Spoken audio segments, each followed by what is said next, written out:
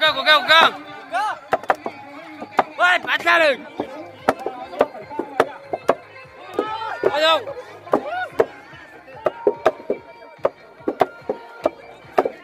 Ông tổ tướng này thì ok.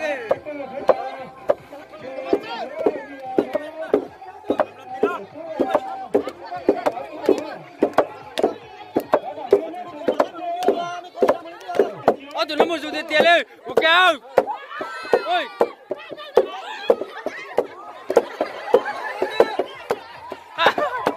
Bắt ra ta được không? Ôi.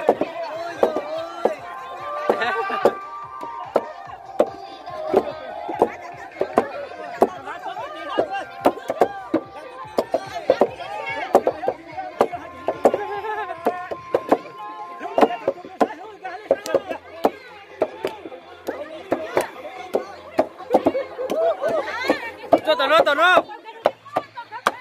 Ôi, mama. Chát tờ ho.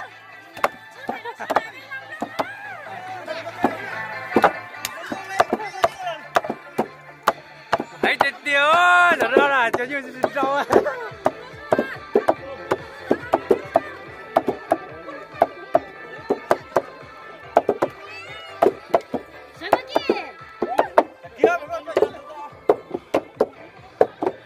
Đi gặp bố đâu, cao khủng luôn.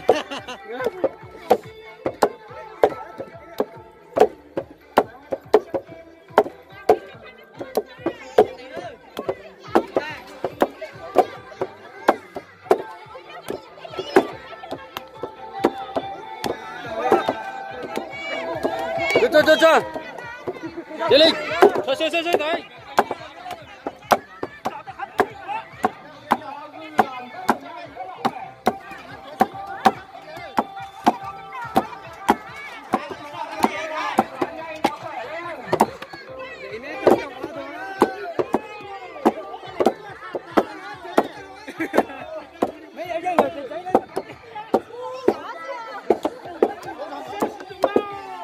Cái ta bố tao nó bố lừa tao là mấy luôn cho tao lừa. Sử dụng lên. Đây thì lên đánh chứ. Bây giờ nó còn mấy trăm món tao cho bố ta tôi yêu tao. Bố ta. Mấy chùa cha li bố la bố cha ta bố cha trời.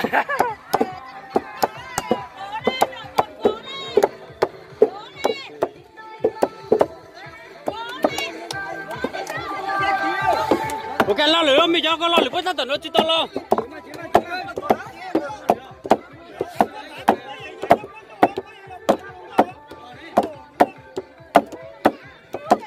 Ô tụi tôi luôn nó mua dù tiền tiêu chỉ bán bể đi.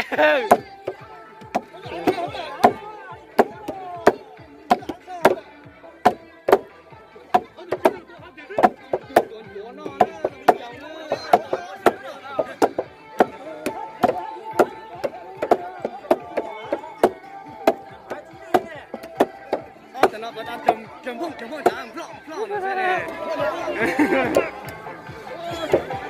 Trời, xét tụi nó rồi.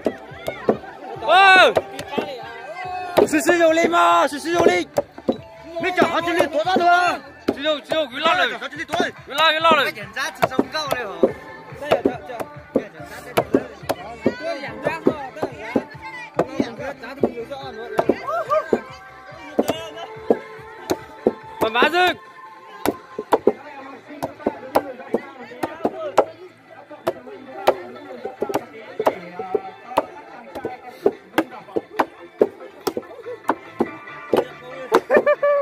Anh thật ta ơi. Sao tôi tụi phá với chỗ.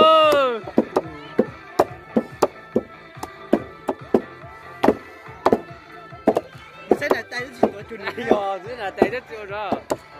Rồi nó giờ lo là tay nó lên nữa.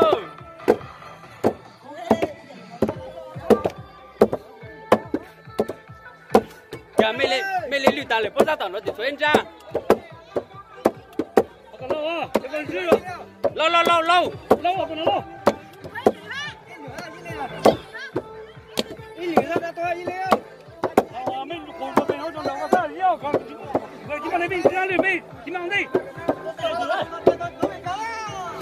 Mới lục ba mươi.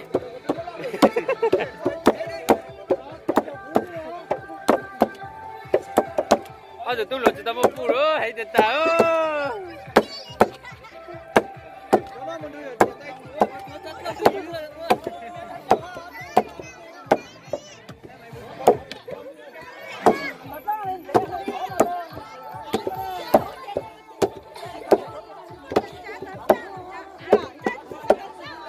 Tôi mấy ly là còn lâu rồi, lâu.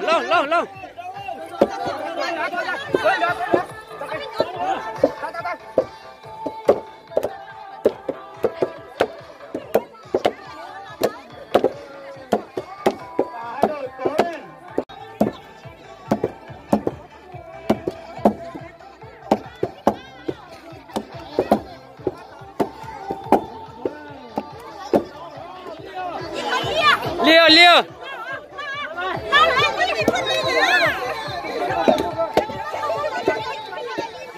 Ôi.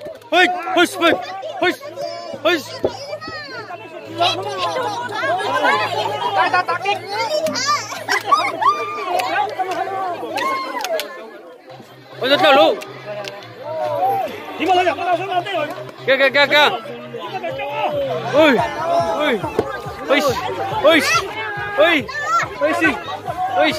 Ôi, được chưa? Rồi, được chưa? Ôi, anh tiền đi, được chưa?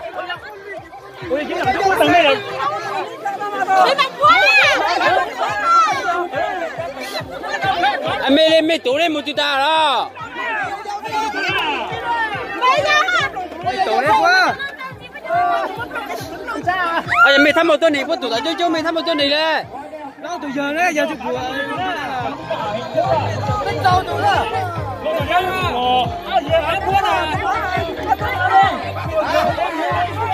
Wow, mày chung cái mày có chi quá à? Cho, tôi chỉ tạm bên ra được không?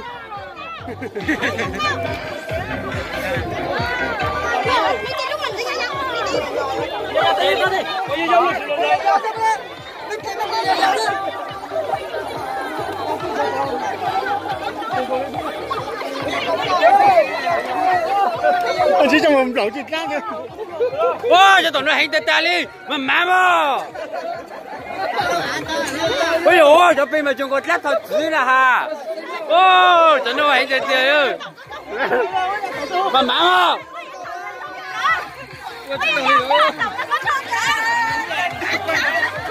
Cho nó mà hành ta ơi. Ôi chẳng bây giờ nói gì tôi ra bá. Có giờ nó chú rồi. Có lớp bả rồi, cho lớp bả xuống cao nữa. Bố tao cầu tụi anh làm đi. Ít chạp bá kìa. Bây giờ tao chú lên. Cũng làm một cái. Bá kìa. Bây giờ tao chú tụi ra đó. Mình chút kìa kìa. Kìa. Cái này cứ tao quá. Ta đã khảo đâu.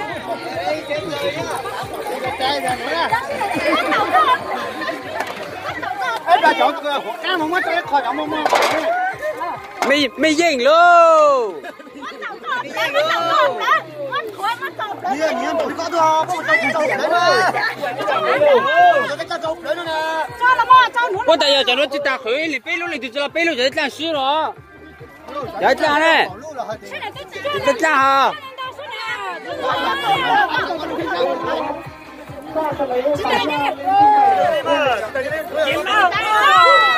Ok.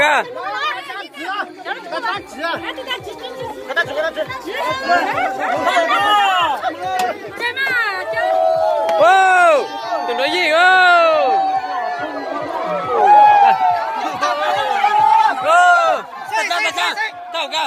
Ta chạy lên. Wow.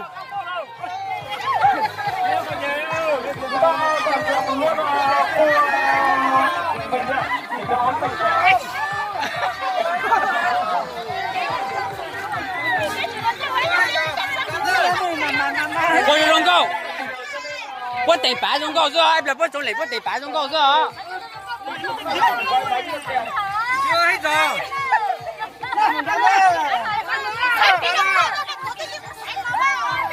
Con tay chụp bài xong có ha, sẽ lưu tay chụp bài mua cho nó lưu cho nó.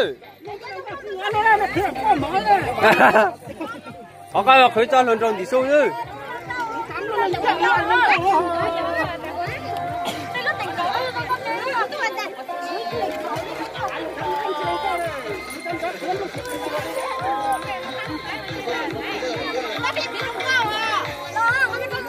Nói chưa hết giờ nó cũng có chất lượng mà. Bao chầu phú ra mấy có lo nên có phú chứ nè. Chưa hết giờ đâu. Nó tính hết giờ cơ mà. Nó tính hết giờ cơ mà. Xong thì hai đội chúng ta sẽ về tập kết mua sản phẩm.